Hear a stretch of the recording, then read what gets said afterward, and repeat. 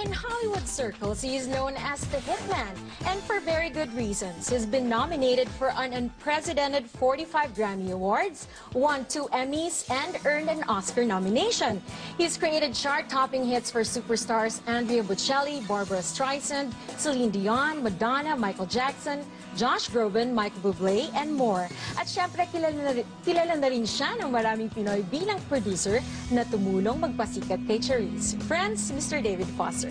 Such a pleasure to have you here on the show, David. Thanks. Nice to see you again, Nice to Henny. see you, Thank too. We have an audience. Woo! David, you've been very instrumental in the careers of many superstars. Have you figured out for yourself where that magic touch comes from? Well, I think it's twofold, and one is, Henny, that I was given a gift. There's no doubt about that, and it's God-given, and that's just period, right? Then I had great parents who nurtured that gift and showed me how to nurture my gift without being like cracking the whip. You know, I was a normal kid. I played baseball, I played hockey, and I did all that, but I was quite dedicated to music, and I love music. And then third of all, I think my gift is, the other gift that I have is that I'm just average. I'm just an average guy, because if you're an elitist, how could you possibly discover talent and know what millions and millions of people are going to like?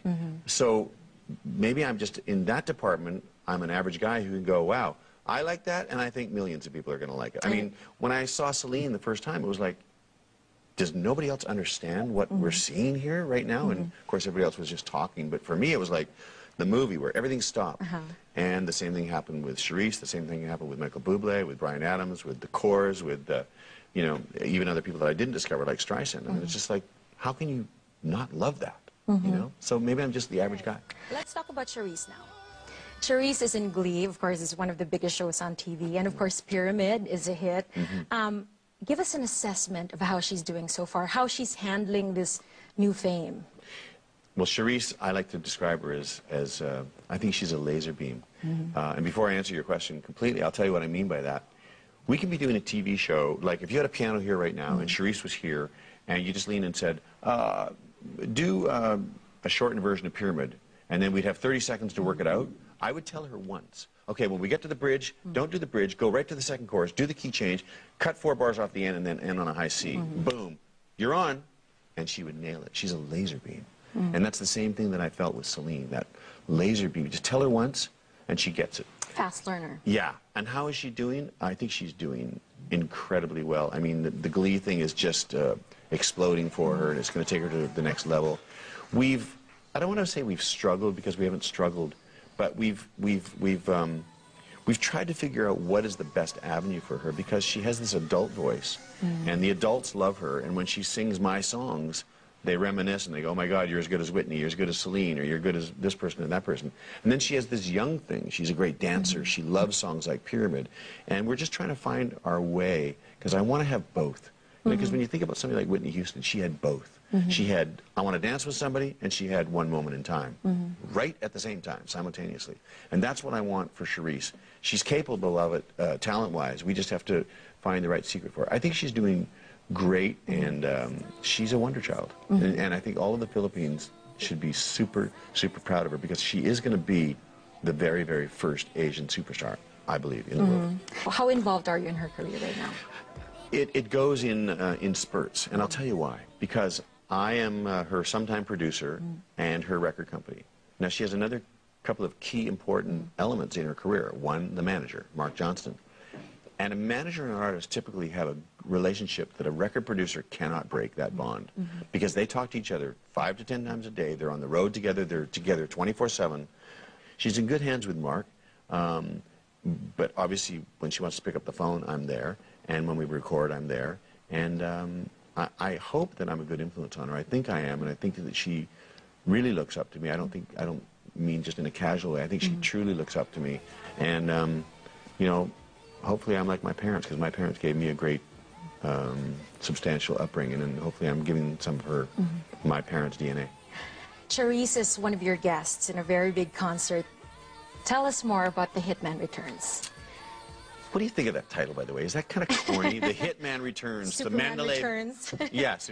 The Hitman Returns to Mandalay Bay, Las Vegas. Well, I think it's catchy. It's It's catchy. You know, I love the title Hitman. I called my book Hitman, and everybody fought me on that. But I just like the play on words of like that and, you know, hits. So the concert in Las Vegas at Mandalay Bay is going to be incredible. And the last concert I did there was a year ago, and it wasn't televised. The Filipino community came out so strong for Charice, and they seemed to like me too, but they were there for Charice. And it was so great. And I would just ask all of them to come again because it's going to be a great show. We have Donna Summer, Shaka Khan, Kenny Loggins, Seal, Martina McBride. I'm just best of the best. Yeah, and they're all great singers. There is not one person on that show that's not a great singer. Donna Summer, did I say her already? Yeah, all great singers. So it's going to be a great night, October 15th in Vegas, and I want everybody to come out and see it. Charice will have a great highlight, and I think she's going to sing a song with Neo, who's a great performer. She's going to, there's going to be a lot of duets. There's going to be some fun stuff. Michael Bolton. It's going to be great. So I heard you're going to Manila. Tell us about that. Super excited. I've been to Singapore, I've been to Jakarta, I've been to Malaysia, I've been to Tokyo, Taipei. I've covered the Far East pretty extensively. Never been to Manila. And it's about time. I know. Are you kidding me? I mean, I was just saying to Rafi earlier that my first band was called Skylark in 1973, and we had a Filipino singer in the band. I didn't think even twice about it, but just now I'm realizing he was Filipino. His name was Flip, and he was a great guy, and he was Filipino. So this concert in Manila, will you be bringing Charice? Absolutely, Charice will be there, and I'm hoping that we'll may have a surprise guest from the country. You know, you have a lot of great singers over there, so I'm going to reach out to maybe one of them and see if they want to come up and do a song with me, which I think would be fun. In fact, I have a song that I did called "The Best of Me" that I sang as a duet with Olivia Newton-John, and I don't sing that good back then, and I really don't sing good now, so I'm hoping that maybe I could get a singer to come up and do that song with me and kind of carry me through it, you know. But I wanted to point one other thing about your country and your people. Since I've hooked up with Charice and since I did the first PBS special, every single day of my life, and I am not exaggerating, every single day of my life, somebody comes up to me, a Filipino person, in LA, in Europe, in Canada, wherever I am, and they go, "Thank you." Salamat. Yeah.